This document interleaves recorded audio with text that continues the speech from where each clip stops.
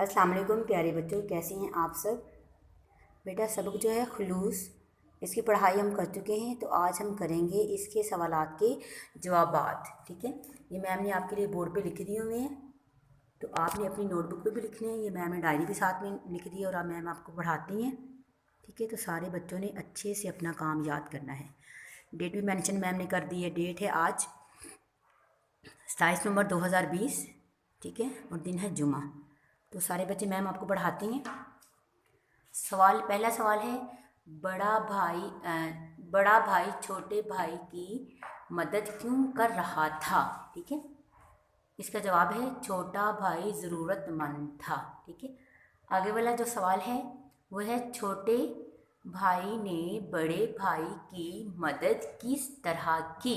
ठीक है, आगे सवाल निशान भी आपने लगाना नहीं भूलना।